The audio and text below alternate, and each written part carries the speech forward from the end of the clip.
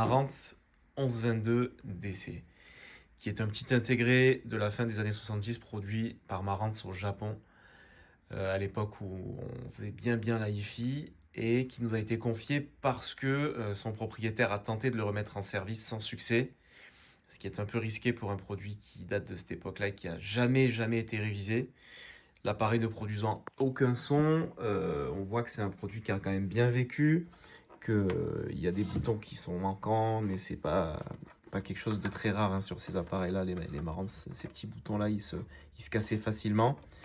Et donc son propriétaire voilà, nous explique que il n'y a plus du tout de signal qui est produit. Donc ça, par exemple, ça va être quelque chose d'assez intéressant, hein, parce que on peut déjà deviner que c'est à cause de ça qu'on n'arrive pas à sélectionner la source sur le tape monitor.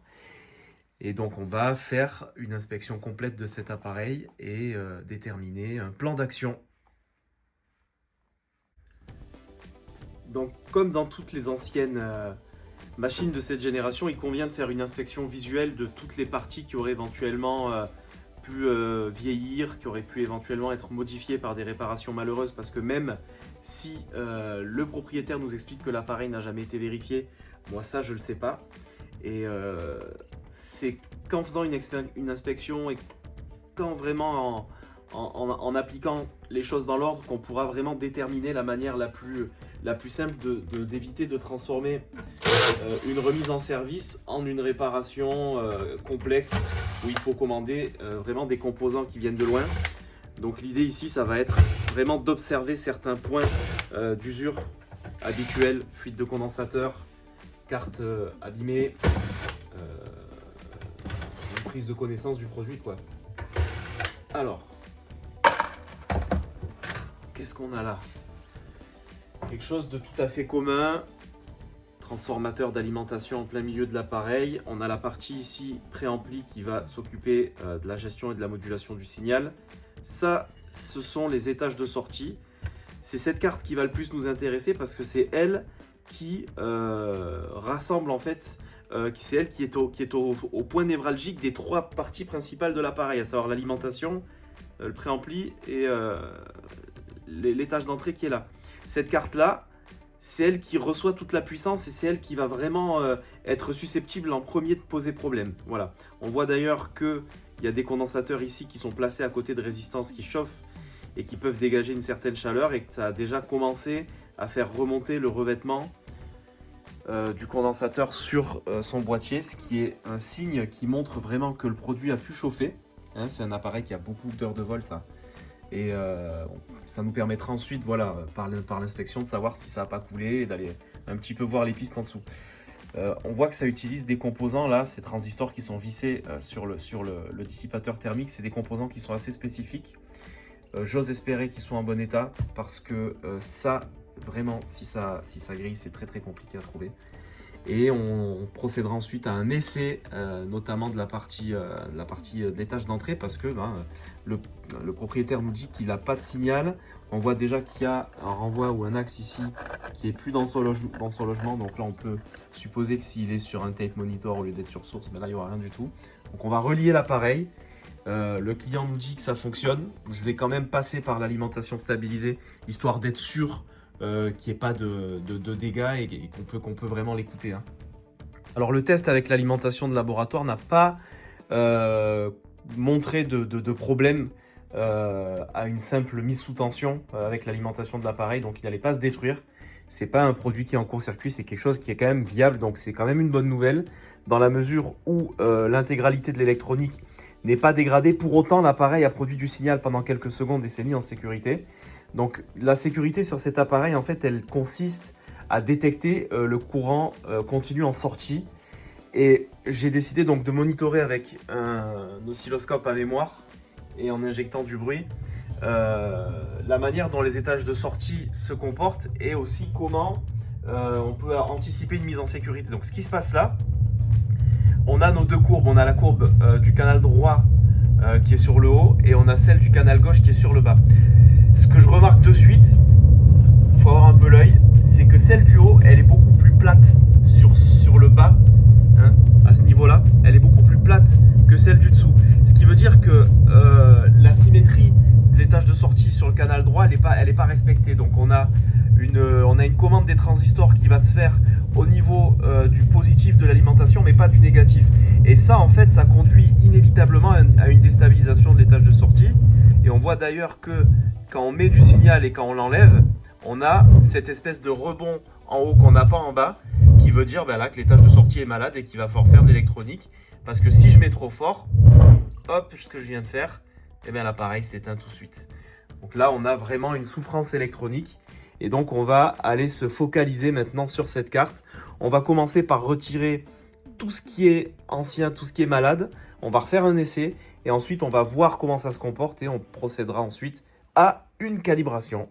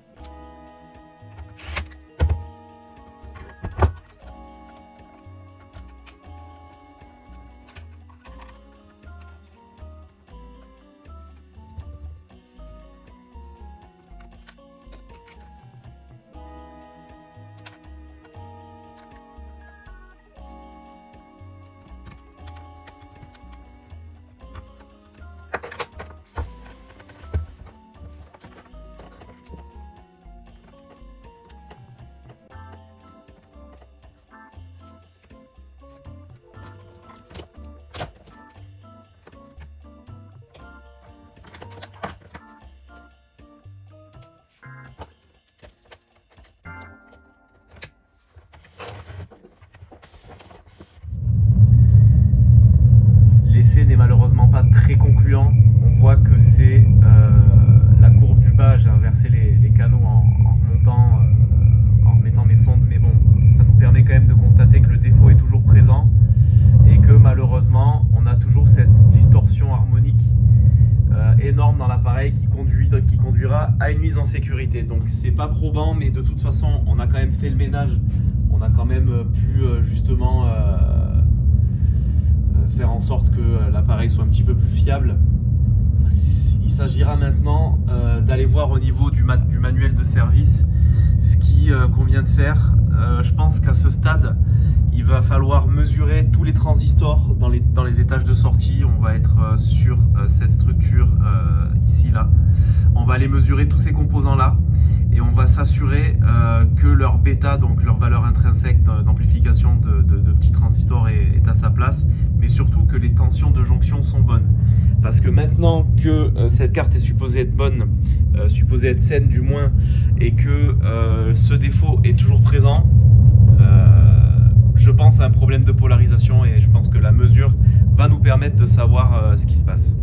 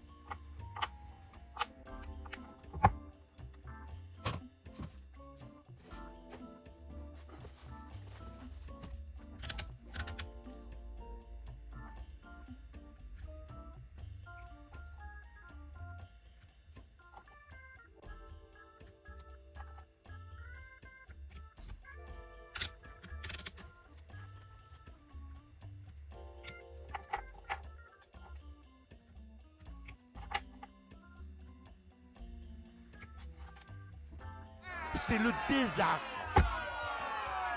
À ce stade, c'est un constat un petit peu pénible parce que les transistors de sortie sont tous bons. Donc il va falloir aller farfouiller au niveau du driver. Donc on va regarder un petit peu dans notre schéma structurel ce qu'ils ont prévu. Et il y a quelque chose quand même qui me vient un peu à l'idée. Je me souviens que ils utilisent des transistors là qu'on voit ici là, qui sont collés là sur les petits dissipateurs là, ceux-là. Ça, j'ai déjà eu à en remplacer. Voilà, c'est des transistors qui peuvent des fois avoir des jonctions ouvertes, c'est-à-dire qu'ils se comportent comme s'ils n'existaient plus. Et ce phénomène-là, il va se caractériser justement par ce symptôme précis. Hein. Donc là, je vais aller rapidement les défaire et on va les mesurer aussi. Et j'espère qu'on trouvera le fautif parce que sinon, il va falloir de manière drastique vérifier chaque transistor un par un, chaque résistance. Après, quand c'est comme ça, ça devient un peu pénible. Hop, batterie. Allez.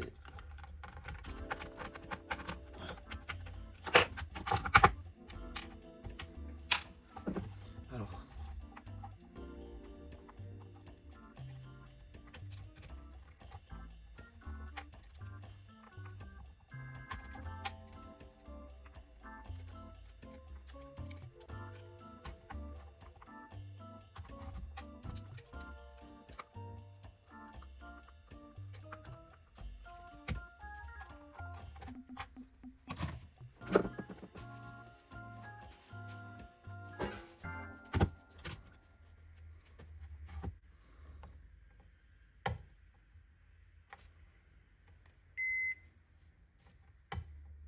Ah, voilà quelque chose d'intéressant.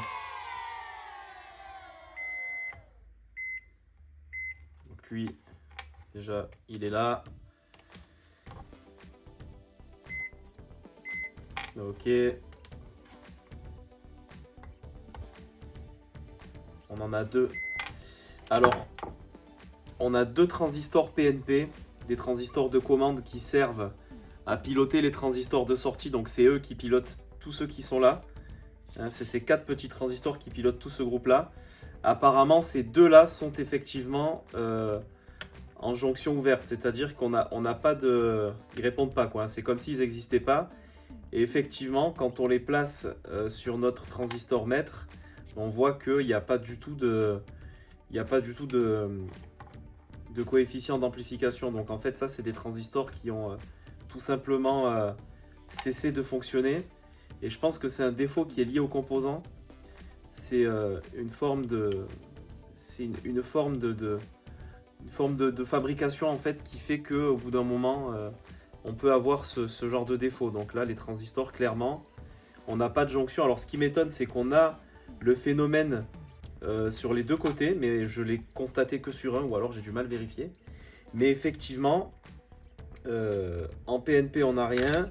Les autres, ils semblent être bons en jonction. Donc si on mesure, ouais, là c'est bon. Donc les deux qui sont là sont bons.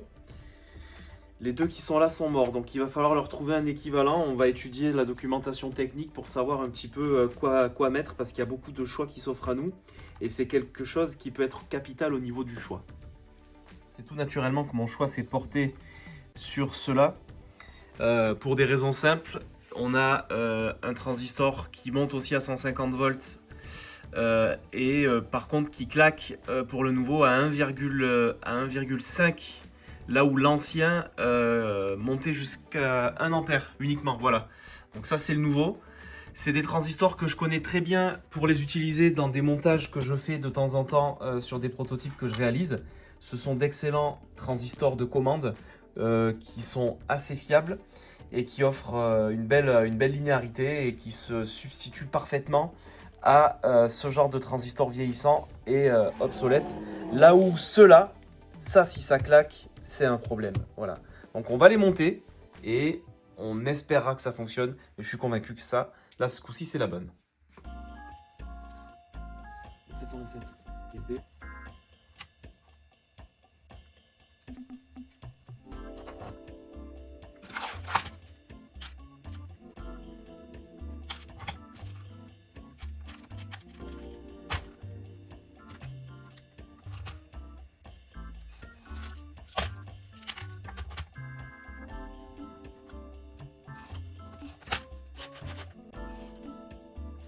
Pas ouf.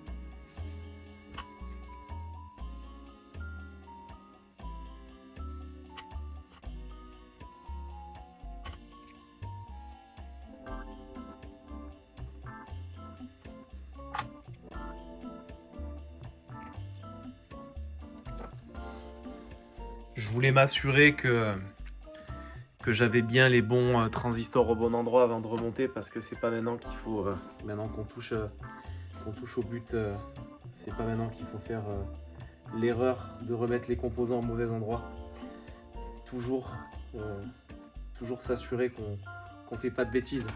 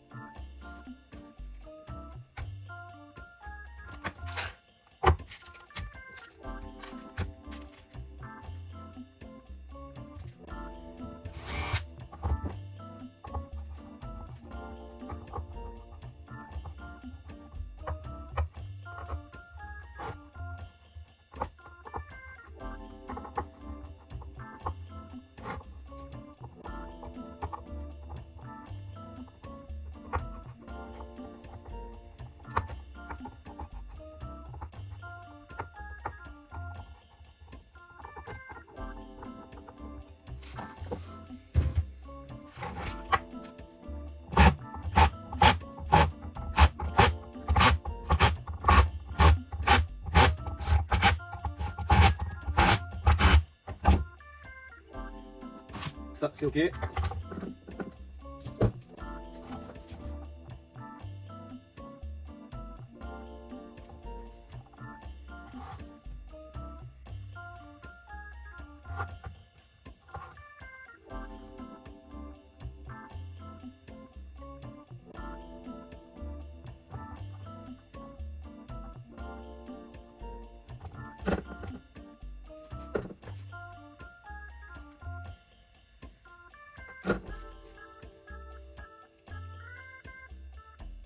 Donc 725 NPN. OK, 727 PNP. OK. 728 PNP. Un double check, toujours très important. OK, 726 NPN. On est bon, on peut remonter. Normalement, le cauchemar est fini.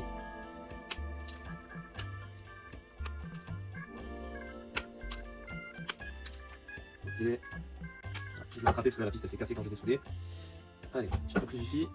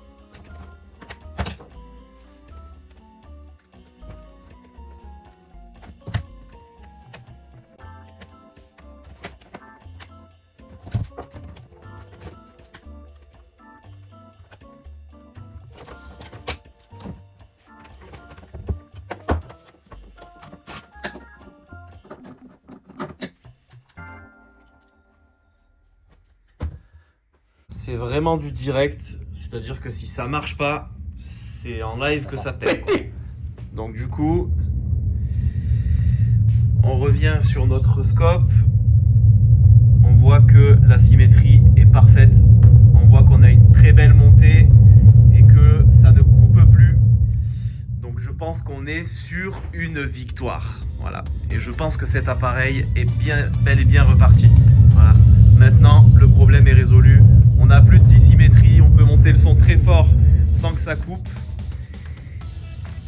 C'était pas tout à fait facile. C'était pas non plus le plus dur. Mais en tout cas, on a réussi à le sauver. Je vais faire un petit alignement des courants de repos. Je vais le refermer. Je vous laisse pas la suite. On va rester sur ça pour cet appareil parce que ça a été un petit peu délicat. J'appelle son propriétaire.